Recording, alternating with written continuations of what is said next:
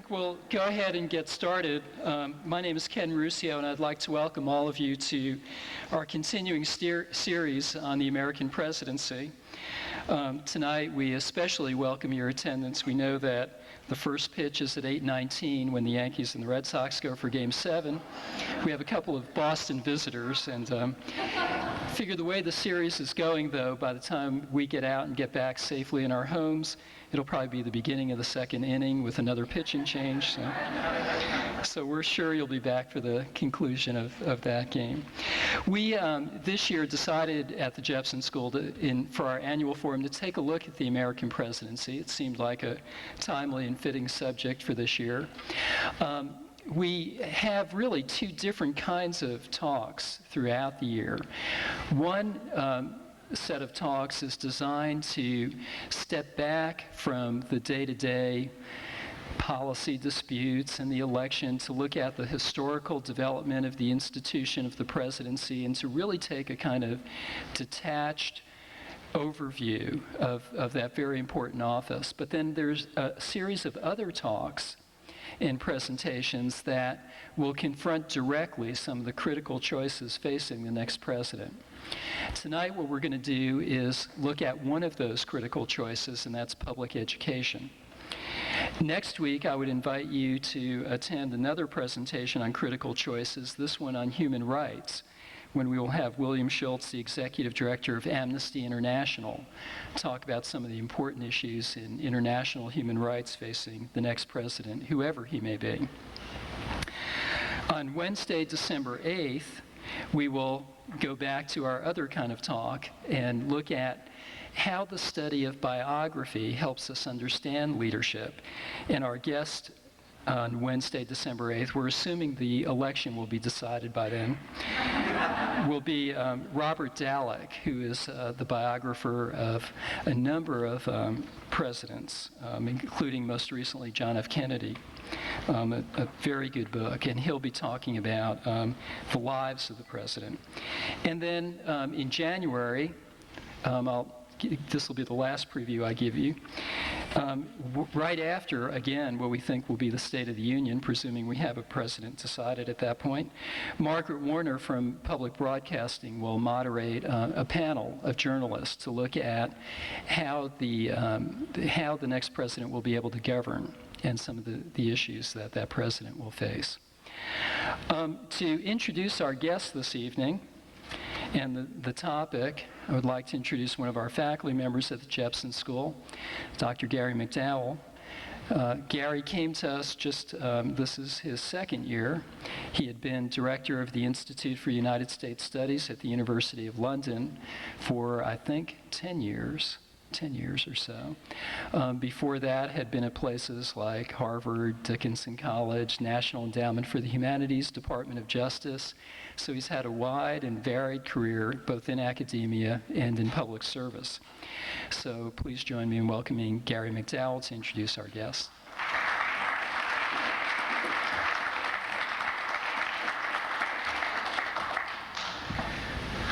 Thank you, Ken. It's a pleasure to welcome you here this evening, not only because of the quality of our speakers, but the personal pleasure it gives me to introduce two very old and dear friends.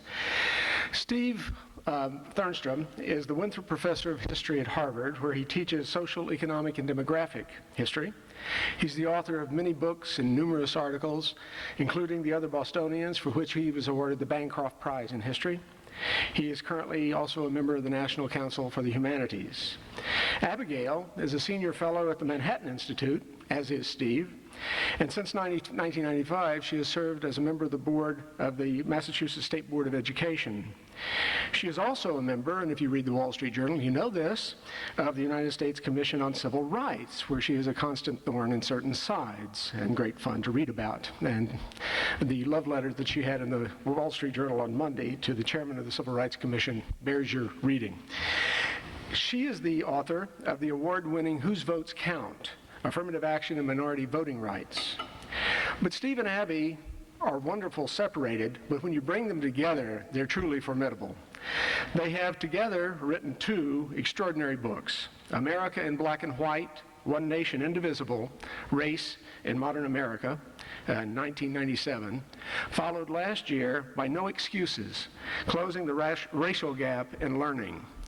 Together, they become a formidable public intellectual with two sides, and they bring their incredible learning to bear on the most important policy issues that confront American politics today, in this case, education and the problem of racial differences in education and what to do about that.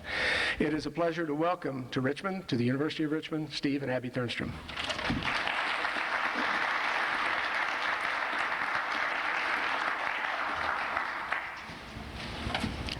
Now, what is the relationship between this microphone I had one job to do, and I didn't do it. and this? I don't think I just talk. You're fine. That's what I should have done, right? Turn this thing on. Okay. And these things always bother me because I feel as if I should be 6 feet tall. I should be his size, and instead I'm my size. Anyway, thank you so much for turning out like this, and especially, I realize the game hasn't started yet, but nevertheless, you could be home anxiously, I don't know, chewing your nails, doing the things that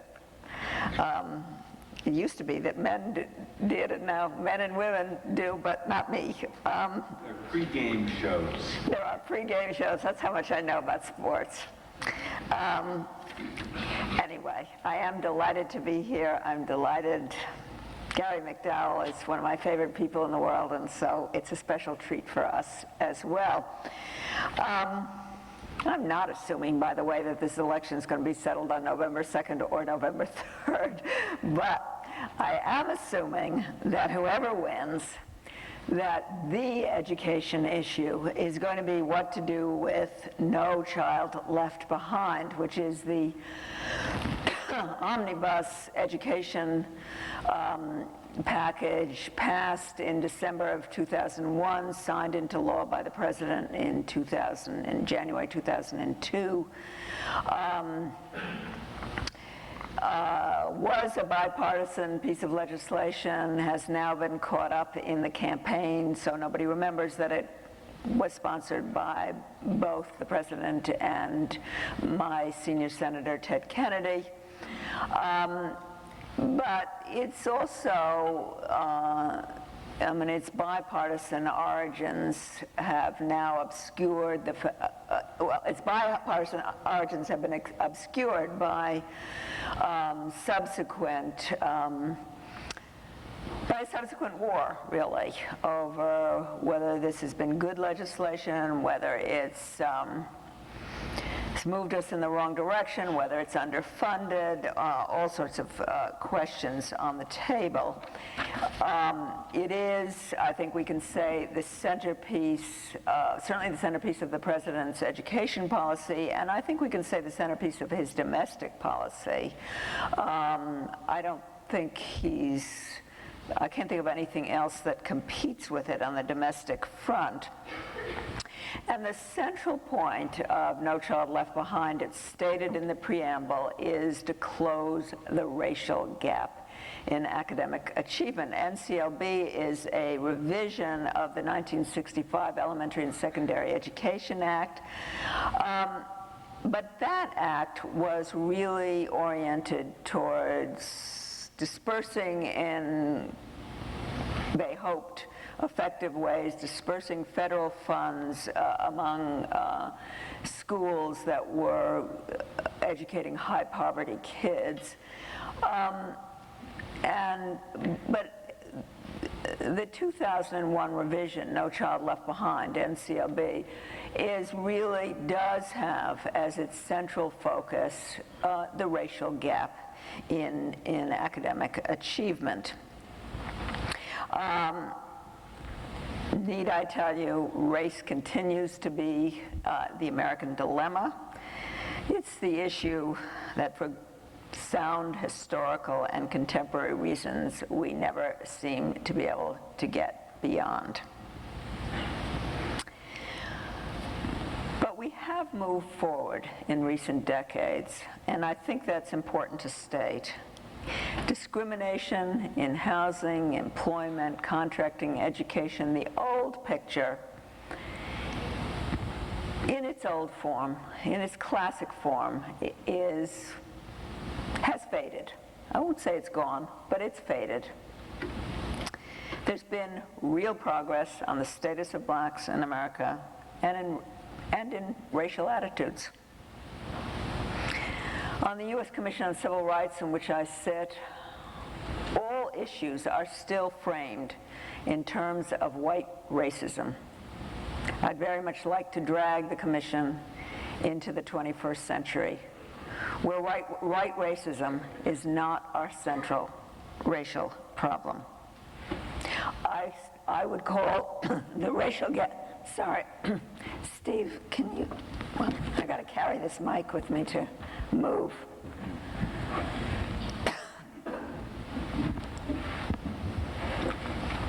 Sorry about that. I don't know what's wrong with my voice. I would call the racial gap in academic achievement the central civil rights problem today, though not explained by racial hostility. Race-related questions today are much more complicated, much more nuanced, much harder to talk about than they were yesterday. Today, the main source of ongoing racial inequality in America is unequal skills and knowledge. Not unequal skills and knowledge by the usual measure, not unequal education by how it's usually measured, how you'll see it measured by journalists, for instance, in most newspaper accounts, which is just they look at number of years spent warming a seat in school on the part of students. No. Unequal skills and knowledge in the sense of how much kids really know, and particularly by the end of high school. Students who have equal skills and knowledge today will have roughly equal earnings. That fact in itself speaks volumes about change in America. So recently, that was not so, but it is today. Schooling has become the key to racial equality. In writing No Excuses, Steve and I wanted, above all, to create an overdue sense of outrage. We do have a vision of what needs to be done, and we don't believe that tinkering around the edges of reform are going to do it. We describe some fabulous schools that are getting great results with kids who are normally tragically disconnected from the world of academic learning. But our first aim was to paint a picture, not only of the gap, but also of the very limited usefulness of such explanations as racial isolation, inadequate funding, class size, uncredentialed teachers, and the like. None of them stand up to close scrutiny. And we wanted as well to make clear the dismaying failure of programs like Head Start and Title I, which have done nothing significant to level the educational playing field. I'm going to look first briefly at the gap. We've got a ton of numbers in the book. I think the book is very readable, but it's also got a lot of data. And if you are fond of charts, it's got a lot of charts, though it is written for the ordinary lay reader.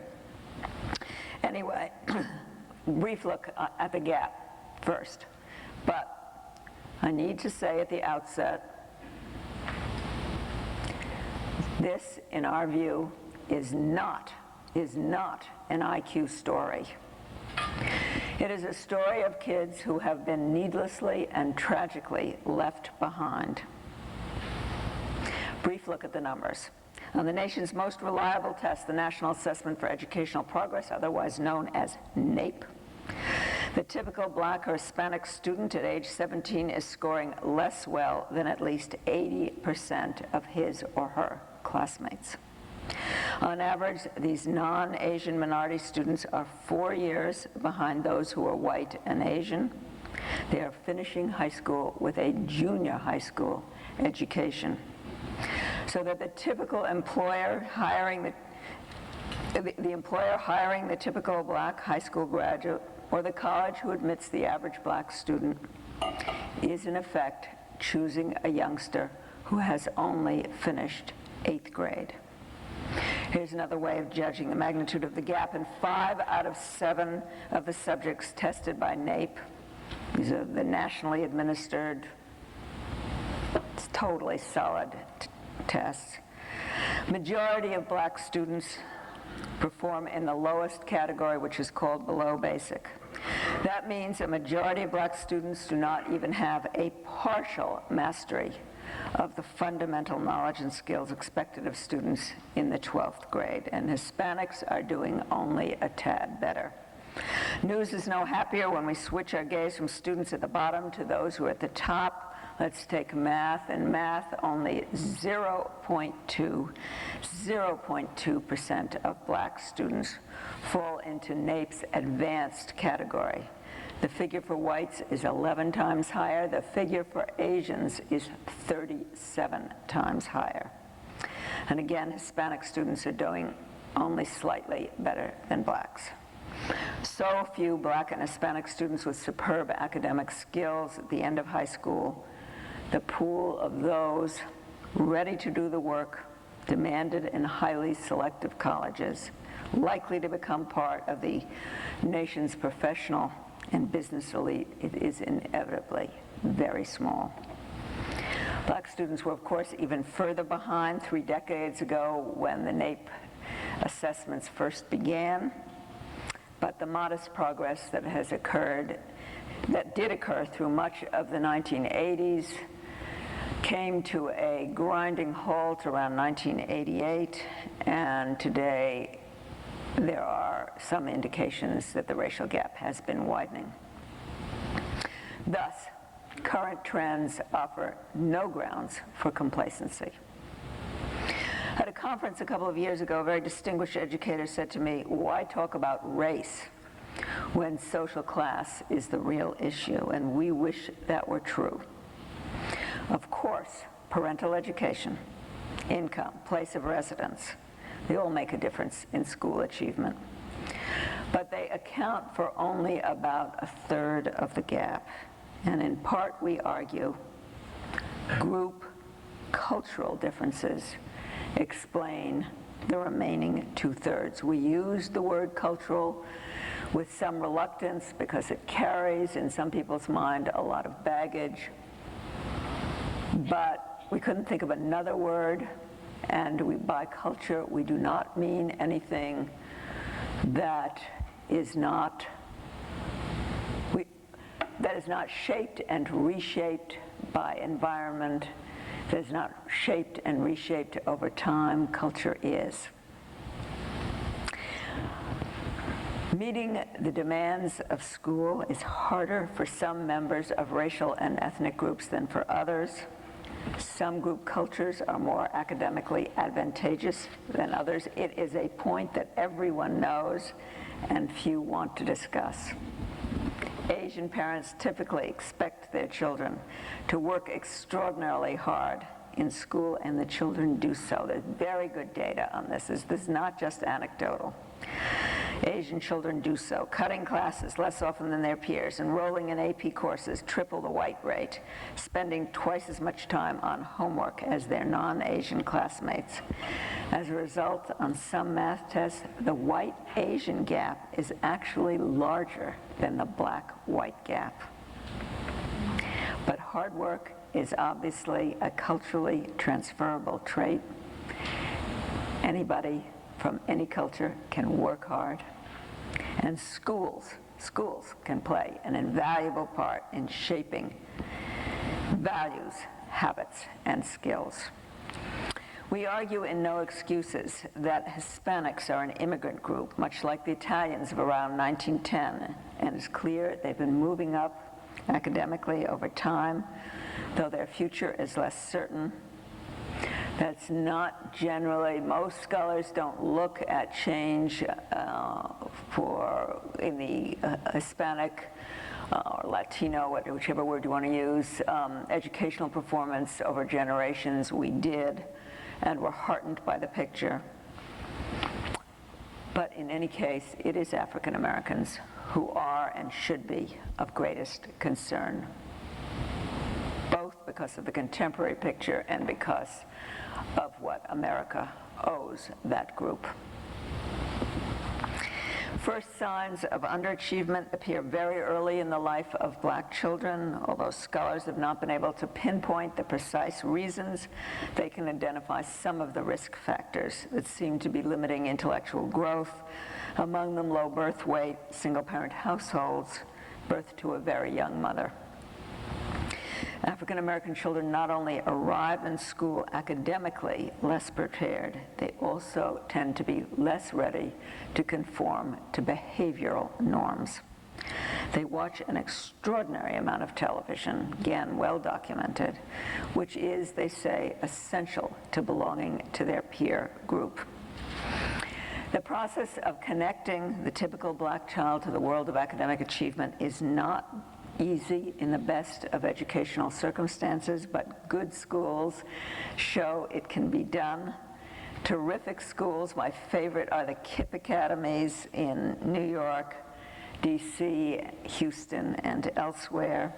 But KIPP academies are part of a list. We do describe such schools in the book, part of a list of schools that we try to take a very close look at.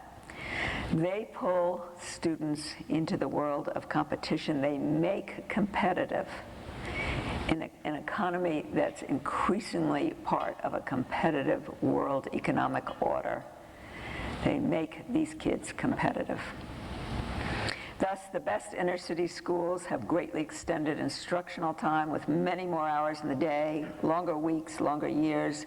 They have terrific principals who have the authority and the autonomy to manage their budgets, set salaries, staff schools with fabulous teachers, get rid of those who don't work out.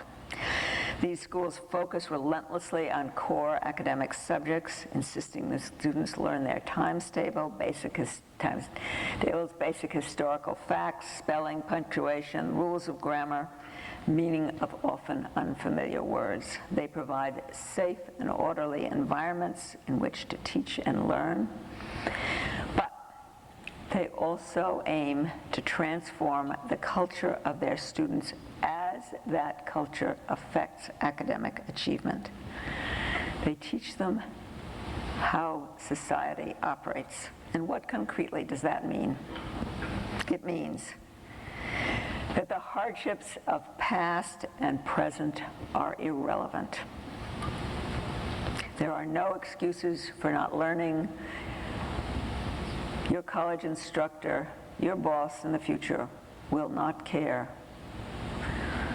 how the deck was stacked against you. They will care about performance. It means that students must show up on time every morning, including Saturdays and part of the summer, in the KIPP academies and in other schools as well. They must come with their homework done, ready to work, ready to waste not a minute of the day. They walk into classrooms quietly and sit down quickly, getting to work. They never lose their notebooks, and they keep those notebooks well organized. Students are expected to be dressed properly, no shirts out, no pants with a belt that starts, no pants with a waistline that starts way below the waist. They must have a belt. And the pants must stop at the top of their shoes, and their shoes must have laces that are tied. When teachers or classmates talk, they look at them and they listen politely, silently. Students are always polite. When teachers give directions, those directions are followed precisely. When the students are sitting at their desks, they sit up straight, no heads on desks, no slouching. When they get up from their chairs, they push their chairs in.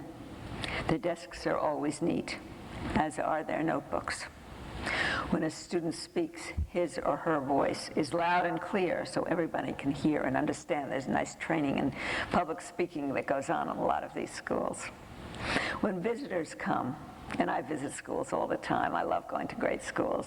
I don't love going to bad ones, a lot of which I see them too. When visitors come, they shake hands and find a chair for them. When they talk to visitors or anyone else, they look them in the eyes. When they leave the classroom and walk down the hall to another class, it is quickly and silently, order in the halls as in the classrooms. I'm making a generalization about very good schools, but the fact is most great schools look alike. There are variations here and there, but most of them pretty much conform to this model. And what I'm talking about here is not add-on messages delivered by teachers in the course of the day. I want all you kids to be quiet. I'm talking about an entire school culture that is set at the very top, that every teacher understands, every teacher communicates, and every student internalizes before long. Are we conservative here? Gregory Hodge, the head of the Frederick Douglass Academy in New York's Harlem, once asked me rhetorically. Of course we are, he said. We teach middle-class values like responsibility. The KIPP Academy's David Levin has echoed Hodge. He said, we are fighting a battle involving skills and values. We are not afraid to set social norms. And indeed, the best schools work hard to instill, these are KIPP watchwords, the desire, the discipline, the dedication that will enable disadvantaged kids to climb the American ladder of opportunity. Figuring out what great schools look like is really not hard. How to get there on a massive scale, that's the question to which no one has a really good answer. American public education is filled with built-in obstacles to the sort of fundamental reform that will be needed.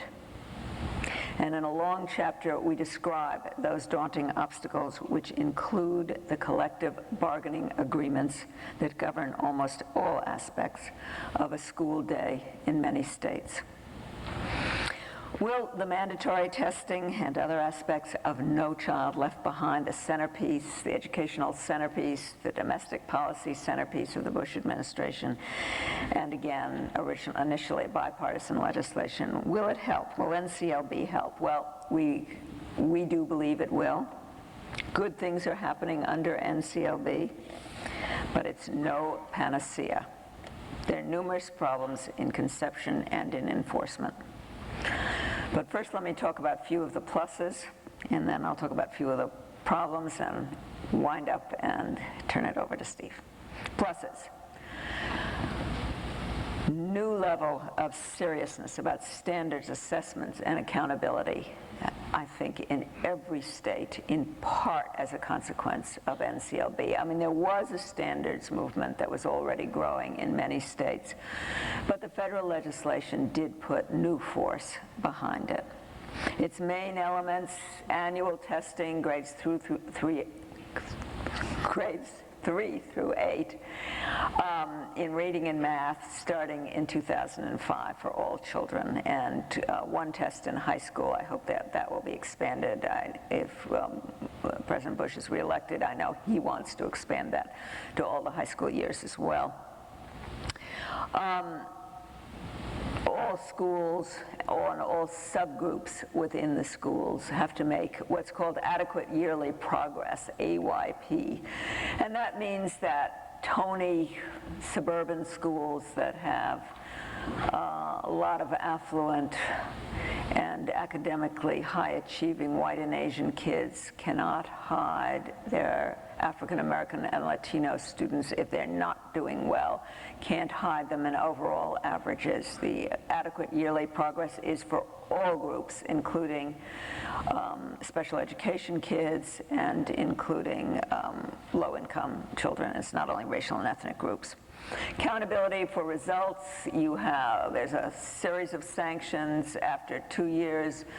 In theory, students are supposed to be able to in a failing school, one that hasn't made adequate yearly progress, supposed to be able to choose another school in the district, another public school in the district that's doing better.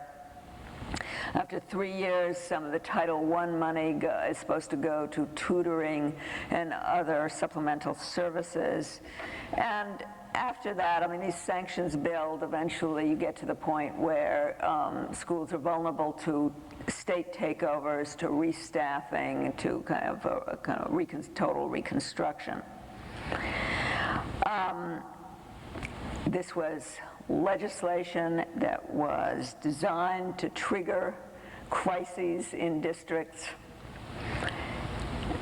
crises that would force educational change, and indeed it has done so. It has done so. That's the good news. Let me give you couple of examples. Chicago this past fall, business group wrote to the chief executive of the Chicago schools and said, you know, we got so many schools failing in this city that we're going to end up at that place where the state's going to take them over, where they're going to have to completely reconstruct them. They're going to be farmed out to private companies, which is one of the options for profit educational companies. Let us take preemptive action, and the result is that Mayor Daley announced this past June that by 2010, the city will have replaced 60 of its schools with 100 new ones, 10% run by private managers, and mostly outside of union contracts. We need to shake up the system, Mayor Daley said, and he has done so, or he's supposed to do so by 2010. I realize that's a little ways down the road. Who knows what will happen between now and then, but that is the promise. Would it have happened without No Child Left Behind? I don't think so. The mayor and the school's chief needed the threat or the excuse of federal sanctions. Another example. The new accountability means pressure on principals to make sure that the students are learning. But if the buck truly stops on the principal's desk, then that principal has an interest in whether he or she picks the staff of a school. And the usual collective bargaining agreement means that principals don't pick their own staff. They're sent on the basis of seniority from the central office. You end up sometimes with perfectly good teachers who are in the wrong school for that teacher. And a principal who's got people not on his or her page. In any case, when the buck stops at the principals on the principal's desk, principals are beginning to say, wait a minute, I need power over hiring, and down the road they will surely be saying, I need power over firing. In Philadelphia, that was part of the collective bargaining agreement talks that began this past summer, and I frankly, I should have looked this up before I left home. I don't know what the eventual outcome was. I was very heartened to see that the topic was on the table. And I should add, I mean, as important as hiring is being able to get rid of teachers who don't work for you, getting rid of teachers is so difficult for principals. And, you know, there are all these kind of cute phrases like districts passing the trash, the dance of the lemons and so forth, but it isn't actually funny. And again, it's not simply that there are bad teachers that are circulated, there are good teachers who are in the wrong school for that particular teacher. NCLB is also behind teachers in Philadelphia, behind decisions in Philadelphia, St. Louis, one county in South Carolina, elsewhere, to outsource management of low-performing schools to companies like Edison, which are for-profit companies. Other states, there's less experimentation going on. For instance, in Massachusetts, where I am on the State Board of Ed, less experimentation, but a new high seriousness about standards testing and accountability. It was already underway in Massachusetts, but the schools are feeling the pressure. The State Board of Education is feeling the pressure because of NCLB, and that's a good thing. All of this, it seems to me, is good news. So what's the bad news? Or more accurately, what are the problems? because there are real problems with this legislation. To begin with, all students up to proficiency in 2014, I don't know what that means, nobody else knows what it means, but real proficiency is an unrealistic standard. I mean, proficiency as I would describe it, and as the National Assessment for Educational Progress describes it, unrealistic standard. I will be happy with everyone having really solid basic skills. I mean, it sounds too much like Goals 2000 to me. America's going to be first in the world in science and math by the year 2000. Well, guess what? Choice provision. There is a provision for public school choice for families who are in schools, in failing schools that have not made adequate yearly progress. It's a pretty empty promise in most of the large city school districts. I don't know where a child is in a non-functioning school in DC, in Chicago, in Detroit, in Boston, is supposed, in other big metropolitan, big urban districts. I don't know where they're supposed to go. The good schools are entirely filled. There is no real choice because choice is confined by the legislation to the public system. And so, the number of students who are going to be able to actually exercise that option is inevitably very small. It's got built-in tutoring to which kids are entitled after schools don't make AYP for 2 years. Well, they're talking about 2 to 4 hours a week for 20 weeks. My reaction to that is, give me a break. The kids who are really behind need much more than that, and I don't like after-school mop-up programs anyway. I don't like tutoring. I want a longer school day, and I want good things happening in terms of learning every minute of that day. There shouldn't need to be tutoring. There shouldn't, school day should end so late, so there's no after-school tutoring even possible. The data is supposed to be disaggregated so that you can see how the African American kids are doing, the Latino kids are doing, the low-income kids are doing, the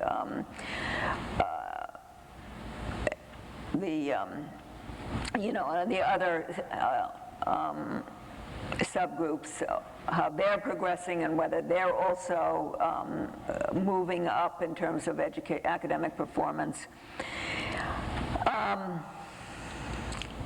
California has said this right out front. I'm sure it's certainly true in Massachusetts. I'm sure it's true of a lot of states. They're so behind in terms of the use of data in the schools. They don't have the numbers. I mean, schools are in the last century in terms of data collection. Highly qualified teachers. Every child is supposed to be entitled to a highly qualified teacher.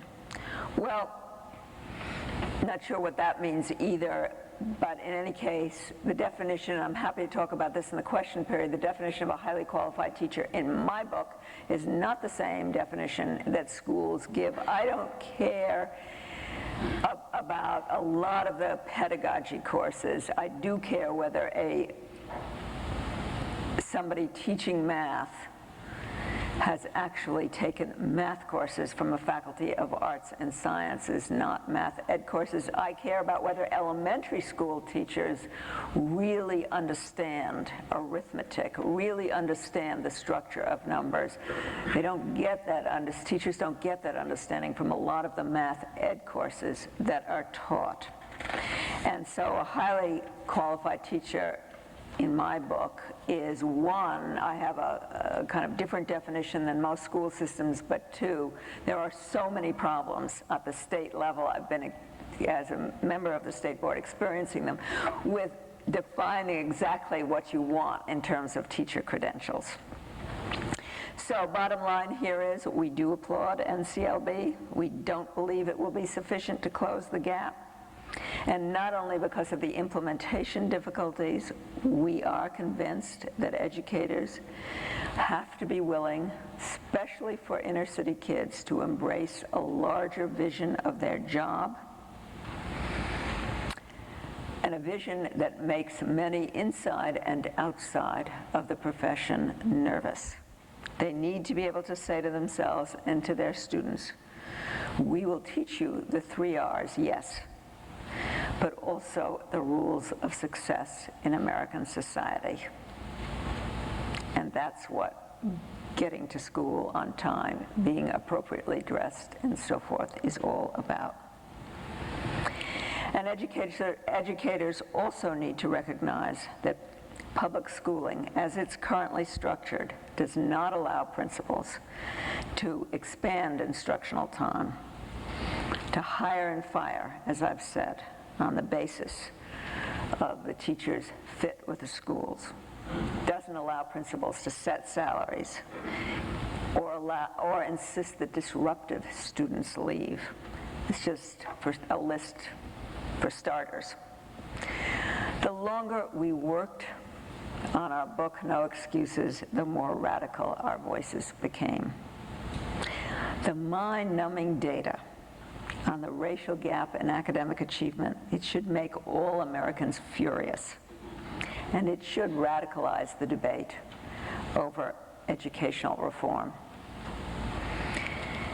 As I've said, racial progress on so many fronts, it seems to me, it seems to us, has been enormously heartening. But in a society committed to equal opportunity, we still have a racially identifiable group of educational have-nots, young African Americans and Latinos whose opportunities in life will almost inevitably be limited by their inadequate education. The alternative to a radical overhaul of American education is too many Black and Hispanic youngsters continuing to leave high school without the skills and knowledge to do well in American life. Doors closed to too many non-Asian minorities. Perpetuation of ancient inequalities. Is that acceptable? No decent American says yes. Thanks very much, and I'm going to turn this over to Steve.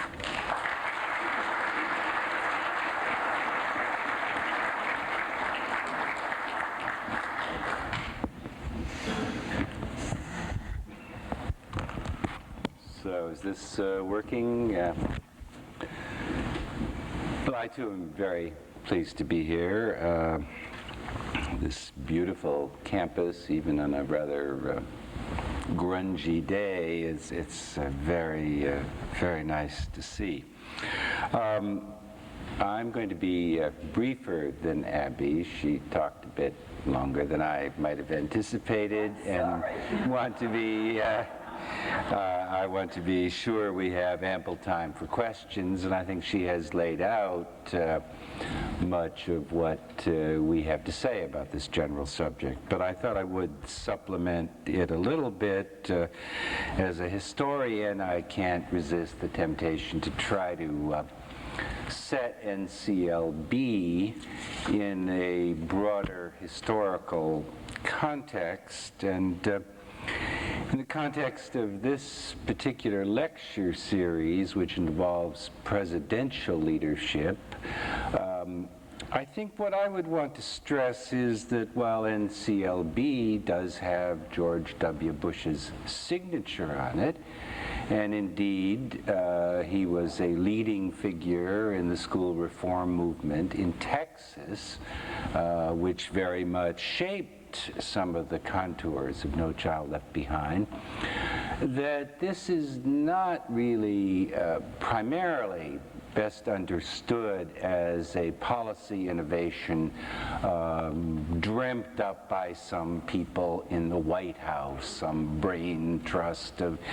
planners who are thinking, you know, what most needs to be done.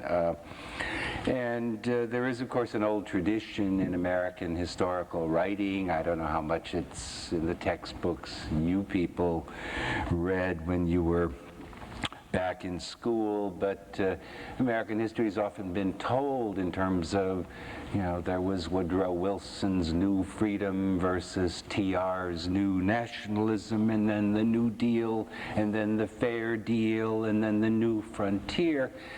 And for some issues that is important and worth knowing about, but I think we have here, NCLB is best understood as the culmination of a grassroots social movement, not a mass movement in the sense that, say, the Southern Christian Leadership Council and other related groups. That would be one kind of social movement. This is a different kind of social movement, but one that I think is interesting and worth trying to understand a little better. And I would say the basic context is this. This is, grossly simplifying a more complicated story, but if you looked at American education early in the 20th century, you would say, one, America has led the world and is leading the world in educating ordinary folks. Americans already were getting more education on the average than the people of any other country. At that point, high school attendance was rarer than college attendance is now. My father left school after the 8th grade, just before World War I. Family needed money, he had to go to work. That was not a peculiar thing then. That was the norm. There followed then this great expansion of educational opportunity in which high school attendance became near universal, and by now, high school graduation near universal. So that's the good side of things. Unfortunately, we achieved that in part by grossly lowering academic standards and creating schools, particularly large urban school systems, in which students weren't expected to really learn anything very much, or at least learn much about academic subjects. The reigning philosophy early and through the mid-20th century in American public education, which grows out of progressive education more broadly, that was entrenched in the education schools that were teaching all the teachers, the reigning philosophy was life adjustment. And there was a profoundly sort of elitist view that ordinary people, working class, lower middle class, don't really have the potential to go on to higher education. And indeed, what most of them really need is some kind of vocational education. And they're developed long before it became a term that was argued about, basically a notion of social promotion. As long as students showed up at school for enough years, they ended up with a high school diploma. And president of Harvard, after he left his office there, James Bryan Conant, great man in many ways, but very strongly argued this point of view, that not just college isn't for everyone, which I would agree with, but that college is for essentially the academically very gifted, in most cases the children of people of upper middle class backgrounds. And there developed in this period a complex that controlled our public schools. It has sometimes been called the blob. It consists of teacher unions, organizations of teachers administrations, organizations of school board members, local and state, a whole variety of organizations that together had created a monumental bureaucracy impervious to change and devoted to mediocre education for ordinary folks, and particularly members of racial minorities.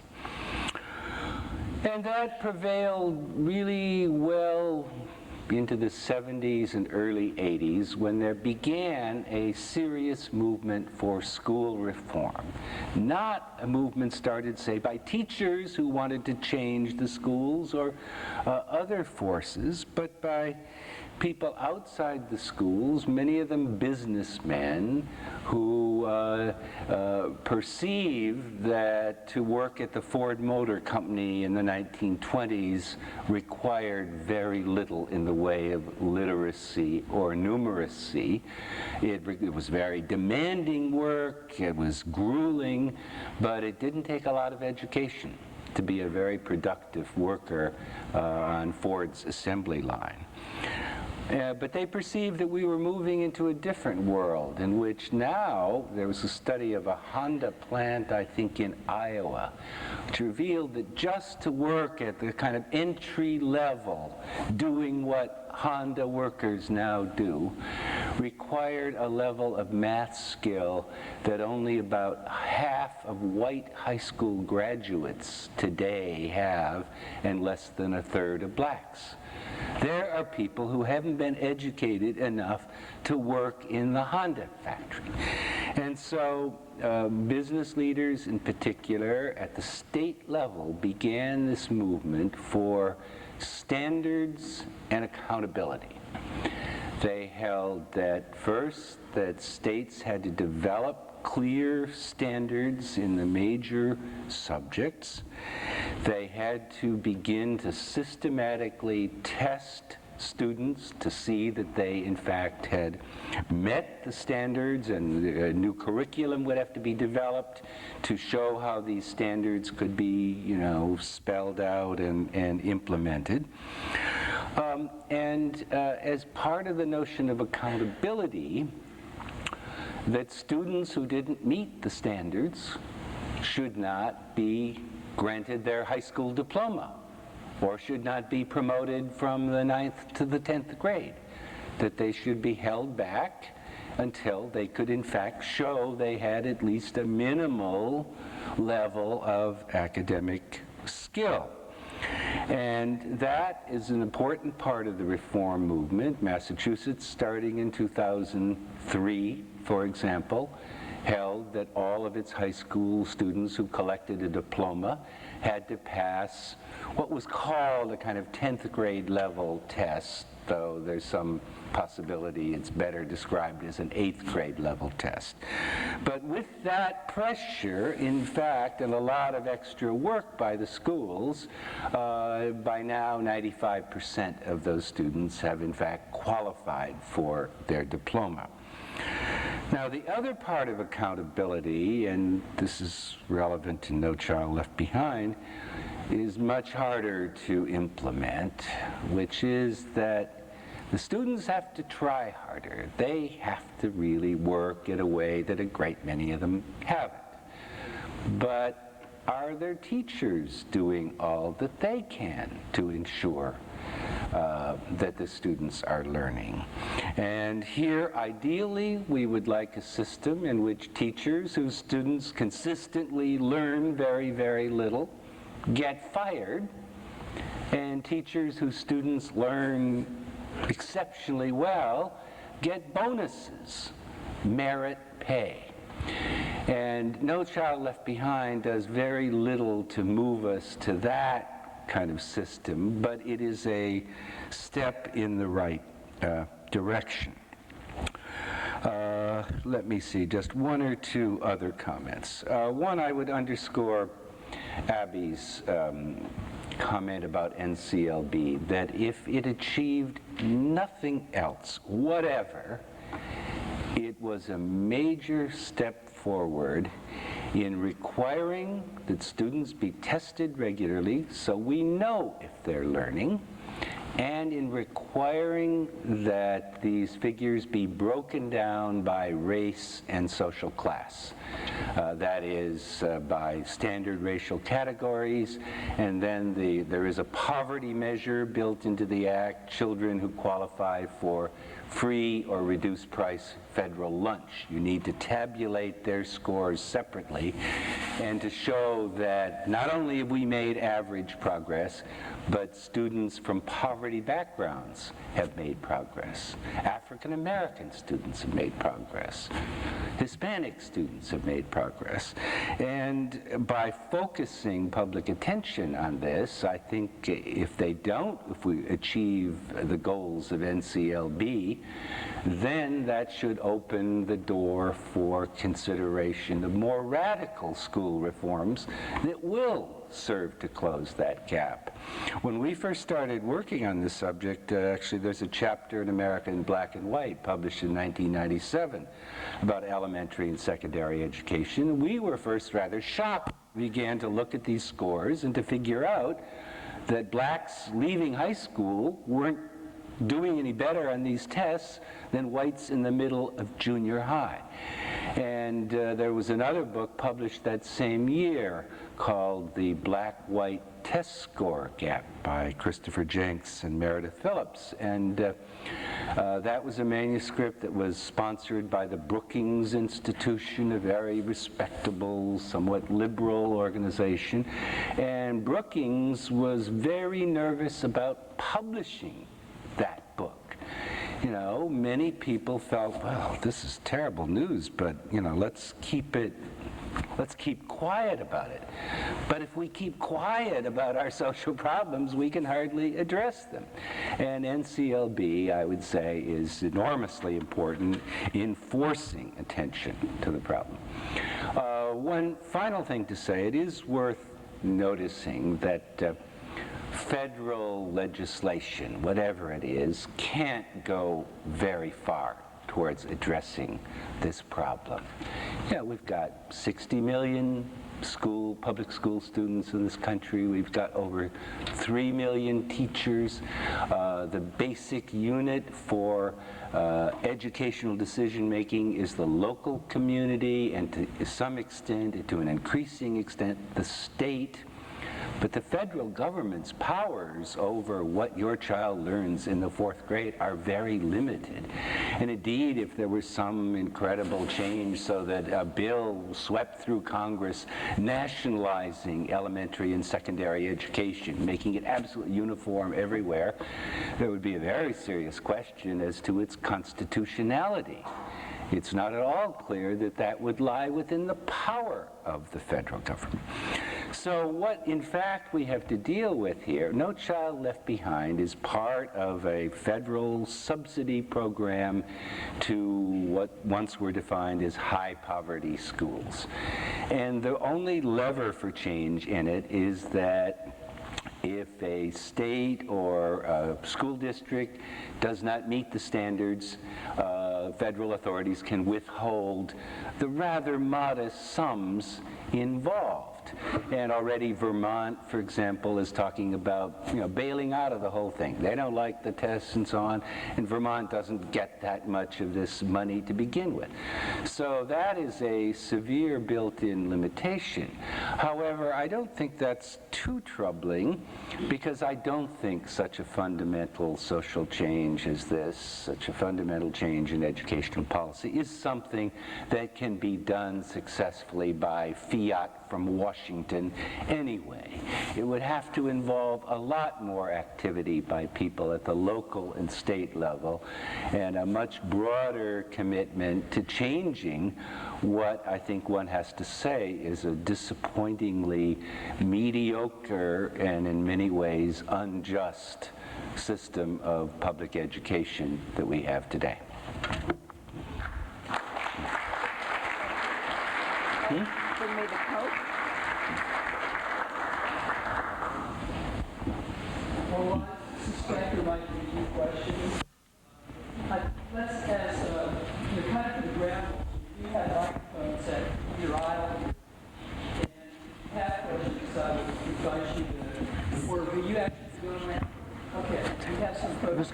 microphone, so I'll let you raise your hand, and then if you would like to kind of identify who you would like to hear the question from, I'll leave it up to you to moderate, and I'll let you know when we're ready. Glasses.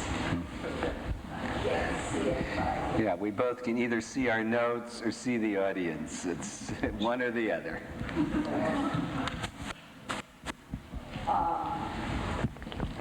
But where's the microphone? There.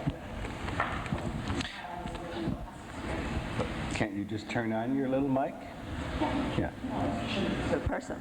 Yeah. Yes. Thank you. My question is for Abigail, and you mentioned something about the complexity of SES and race.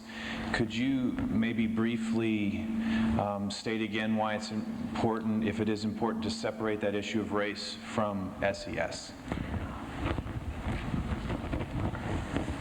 Well, actually, we have a very nice division of labor in our household, and quantitative questions. I mean, if you look at the book, if you read the book, you'll see a lot of quantitative analysis, most of which I've tried to. I take Steve's quantitative analysis and try to put it in the absolutely simplest terms, because those are the terms in which I understand it. But this is really a quantitative question and should go to him. Yeah. Well, sure. I think it's simply that many people confronted with some evidence of a racial difference in high school graduation rates, whatever it is, some measure of school achievement, would say, well, you know, what's the evidence there's anything racial about this? Because after all, on the average, black people are poorer, have lower incomes, higher unemployment rates, a lower rate of college graduation, a somewhat lower rate of, so the problem is not anything related to race specifically. It simply reflects those differences, and you're not going to do anything about that unless you can somehow equalize incomes, unemployment rates, whatever. And in many ways, I wish that were true. But it's not true. All the different ways of measuring socioeconomic status, SES, there are a lot of little differences in how you do this. But nobody has managed to explain more than about a third of the racial gap in terms of these standard differences. Which means then that if we look only at the children of people who attended college but did not graduate and have incomes above $75,000, you still have a difference between black children and white children that is about as large, or at least 2/3 as large, as it is in the whole population. So that holding constant, in the rough way we can in social science, parental education and family income, there's still something different which is related, we argue, to some racial differences in culture or behavioral patterns. One thing we know is that while it is absolutely staggering when you look at the data on, and we've got tons of evidence on this, it's staggering how much time American children in general spend watching television. But even granted how staggering it is how much television white children watch, and Asian children, the black pattern stands out as highly distinctive, with, as I dimly recall, slightly over half watching an average of 6 or more hours a day on a school day. We're not counting the weekends, but people who are before the set 6 hours or more on a day they've gone to school. Now that does sort of interfere with doing your homework, and to the extent to which you do your homework, you must be doing your homework with one eye peeled on the television set, and that, we suggest, is one reason for this differential in achievement. I think, Steve, it may be 5 or more, but I'm not absolutely sure on that, but it doesn't matter. Now, I have 1 or 2 sentences on this whole thing. I mean, one of the subjects I think we don't deal adequately with in the book is what's called the Shaker Heights problem. That is, Shaker Heights is a wealthy suburb of Cleveland that has been studied a great deal, and you've got a huge racial gap in academic performance in Shaker Heights and Scarsdale and, you know, in kind of wealthy suburbs across the nation. We were much more focused on the inner cities. But one of my hopes, and there are people, again, have done quite a bit of work. I don't think they've got, we have not found it incredibly, it hasn't answered the questions that we've got. But in any case, one of my hopes is that when you're looking at communities like Shaker Heights or you know, any affluent suburb, and you're looking at black-white differences, that they may change over time as you have second, third, fourth generations of black families solidly in the middle class. And so what we may be looking in many cases at kind of first generation middle class families. Another question. Surely there are questions. I have a question for Stephen. Earlier you were talking about keeping teachers that are doing a good job and getting rid of teachers that are not doing a good job. Is there not an aspect that we're missing here? The whole teaching profession since centralization, what is that, late 1920s, has pretty much put teachers at the bottom of the ladder. I was making a little joke earlier, but as a teacher, we are told what to do, we're told how to do it, we're told how many people we have to go into a room with and make them perform. If we don't, then our job is on the line, and then our entire career can be at complete disaster over a single accusation from an angry student. Yet, you can make more money cutting grass than you can being a school teacher. Is there something wrong with this picture? Well, you raise a good point, but I thought your last reference really was getting extravagant, in that the standard way in which many people talk about this is to look at the annual salaries of teachers. Now, in many places, the annual salaries of teachers are pretty damned impressive for their amount of time they've spent in higher education. The average, the median teacher in the Boston Public Schools today is earning $68,000. But the crucial thing is, this is not a full-time, year-round job.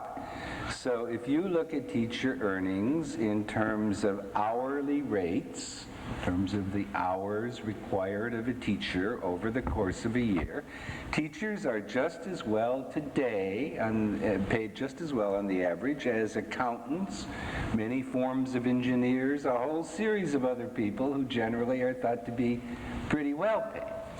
Now, I would say that I would like a system in which the best third quarter of teachers, by the time they reach their late 30s or 40s, would be paid, maybe twice as much as they are today. And with beginning teachers, perhaps paid less. But that would then require a system in which teachers are appraised on the basis of their individual skills and performance. And it happens the teaching profession, teaching salary scales, because of unionization largely, but it extends even into non-unionized systems, are based on a very simple and totally rigid system. Your salary and your right to get a different job elsewhere in the system depends purely on two things. How many years have you put in? What's your seniority? And second, how many degrees do you have? With most of these degrees coming from education schools which don't necessarily contribute to your skills as a teacher. That's my view. But I think the whole profession needs to be radically restructured so there are master teachers who can earn as much as, in the low six figures, say. But you would then need a system in which you could, there would not be tenure, or at least not tenure as quickly as there is now, and you would also pay math teachers and science teachers who, after all, if they're any good, they can find very well-paid jobs in private industry. You pay them more than you pay your English teachers. That's a market reality, but it conflicts with union principles. Do you believe that the way our public schools are funded needs to be changed in addressing these problems of educational inequality? We can both take that. I'll say something also on the teacher's question. I would like teaching to be a real profession, but you like doctors or lawyers or what have you, but what you make it as a doctor depends on your specialty. It depends on how good you are, how many patients you attract, whether you can get, whether you're in a major teaching hospital or not. There are market forces, whether you're a doctor or a lawyer or a member of any other profession. The teachers are insulated from those market forces, and therefore the profession tends to attract people who are fewer of whom are high-risk takers. You go into other professions, you are a risk taker. You're not guaranteed anything, but except to be rewarded if you do a really great job. I want teaching to be closer to that, and at that point it becomes a real profession. I'm happy if the best teachers are paid a lot more. Now on the funding. Increasingly, there is it is not correct anymore to say that urban school systems are underfunded relative to suburban ones. The differences are very, very small, even when you control for everything in sight. And indeed, Michael Casserly, who is head of the Council of Great City Schools, Urban Education Advocacy Group, has noted that 60% of his school districts, the Great City school districts, there's higher per pupil spending than in the than the average for the state in which they are. I'm very pleased that there's less reliance on property tax and more reliance at the, there's a drive for funding equalization at the state level. I think that that's right. The amount per pupil spending in your school shouldn't be dependent on the zip code in which you live. I think it is right that federal dollars are targeted to the high-need kids. And in general, look, more money can be used well and it can be used badly. And there isn't much of a correlation at the moment between high-spending districts and high-performance districts. Washington, D.C., depending on how you count, between $15,000 and $17,000 per pupil, highest in the nation, or among the highest in the nation. I think it is the highest. In terms of performance, down at the very bottom. In Massachusetts, there are just a zillion examples like this. In Massachusetts, the highest spending district is Cambridge, Massachusetts. They're pouring money in the schools. It's also the worst performing district practically in the state. Not quite, but it's way down there. I don't know, Steve, you got anything more to add to this? No, I mean, I would share that view that more equity in spending is desirable. I would say particularly if it's done by a state legislature rather than mandated by a court. Once the judges start trying to do this, then you get some pretty ridiculous decisions about what is a minimum adequate, the cost of a minimum adequate education. But I am very struck by the point Abby underscores that, these differences in spending really, there seems to be no relationship with performance. Today, black poverty children in Houston are, in the 8th grade, are scoring 2 grade levels above the same children, black from poverty homes in Washington, D.C., and Houston spends, I think it's $7,900 per pupil, Washington more than double that. So, showering more money on a low-performing school system isn't the secret to success. Now, if the right people were using the money and using it wisely, I'm sure it would help. But that almost never happens in this country.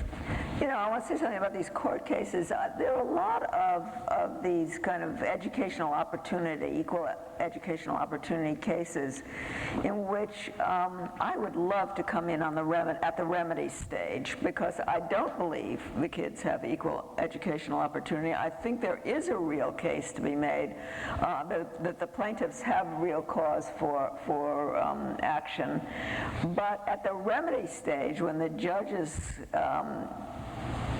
start kind of designing what should happen to remedy the inequality in educational opportunity, I think they always get it wrong, because they always think that money is the panacea, and it's not. Yes? I was interested in some of the model schools that you had visited, I believe, in Houston and New York. Yeah, I've been all over Los Angeles. I've been crisscrossing the country looking for great schools. The ones that are having some success addressing culture group differences by presenting requirements for success in the United States or in America. What I wonder, though, and I'm not in education, so this may be a naive question, but what I wonder is, even though these great schools present these requirements, how do you get an elementary school or even a high school kid coming from a culture that doesn't emphasize these requirements to care? How do you get them to care? Mm-hmm. By making it super clear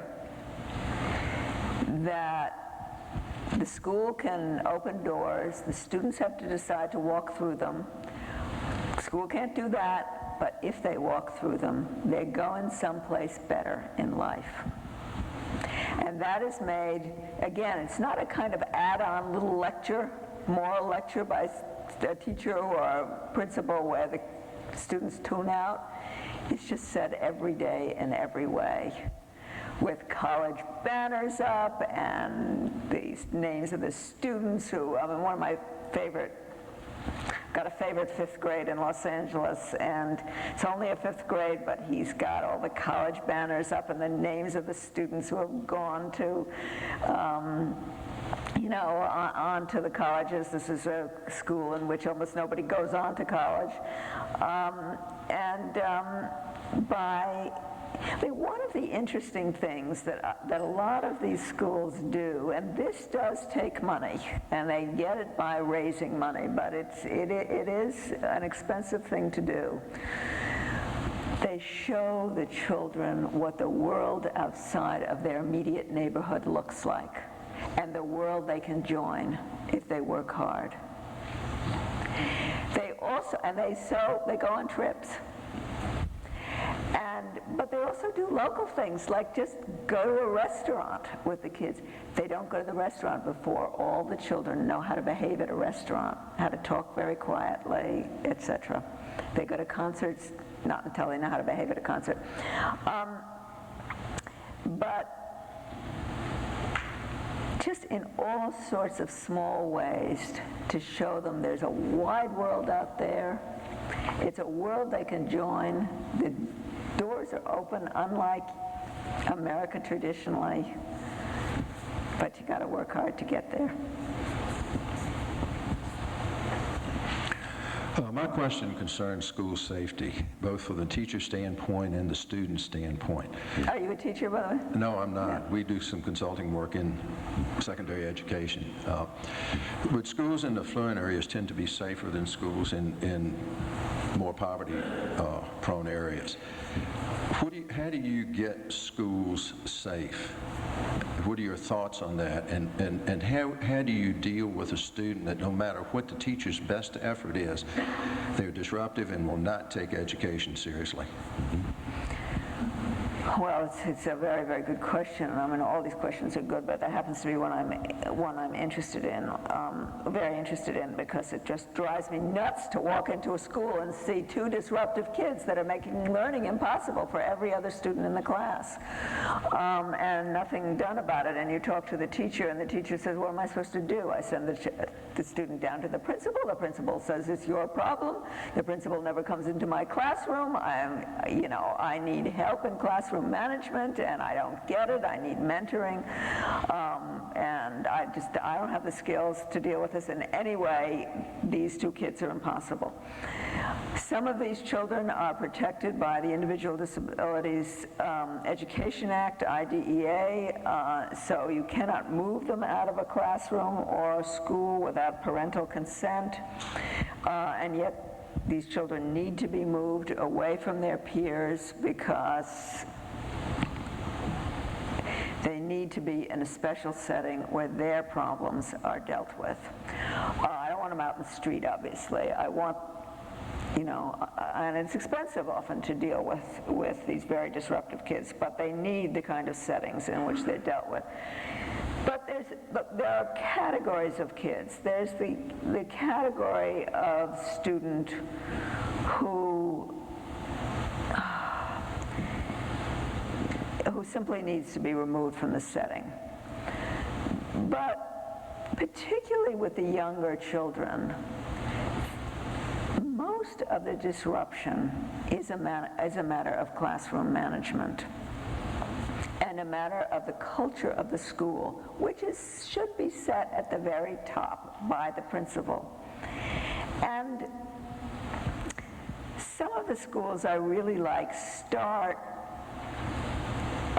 they're middle schools, and I happen to be very interested in middle schools because I think it's the last time you can really catch kids who will otherwise fall through the cracks. By the time they get to high school and they're way, way behind, it's very, very tough going. But some of these middle schools, for instance, they have the children start in the summer, and in those summer weeks, a few weeks in summer, 3 weeks, the rules of the school are made very clear, and what they are in effect doing is to create alternative peer pressures in the school so that any student who is disruptive is letting down a team. Letting down a team that wants to work, that wants to learn, and is having fun in schools, because these schools are fun. They have got a kind of edgy, fast-paced, competitive in a nice sense way, atmosphere. And so I think school cultures can be created in which the students really want to belong to the school, to be part of the team, to be respected by teachers and classmates alike, and to feel safe themselves. I mean, I think we have this in No Excuses, a kid who says to me, in my old school, kids used to shove my head in the toilet. Well, no kid wants to go to a school like that? So you can really get kids on your side if you know how to do it. And just a postscript on this, because I was thinking of one school in New Haven, this one is, and I was particularly struck there. If one describes it, it sounds sort of like Maoist thought control, or something. I mean, it sounds kind of sinister, but it wasn't. You know, kids, they start each morning with some sort of assembly, and they're holding hands and chanting things and so on, but part of it involved a little apology to the group by students. 2 or 3 students had done something wrong. They hadn't gotten their homework done, or they were late. There were 2 or 3 things, and they did a little kind of confession, apology, I won't do it again. And what they're doing is trying to create a sense of loyalty to the group and the school, and a feeling that I have to behave properly because I'm part of this community. And public schools, these are all charter schools. It's very important. They are publicly funded, but they're charter schools so that the principals do have authority. They can hire and fire teachers. They have extreme autonomy. Although it varies from state to state. But, yeah, the school that Steve was talking about is the Amistad Academy in New Haven, and Chancellor of New York City has just given Amistad how many schools? It's a couple square miles of Harlem, like 10 schools, 12 schools, something like that. I can't quite remember, but anyway, Amistad's about to start running a bunch of schools in New York City. I think we have one final question.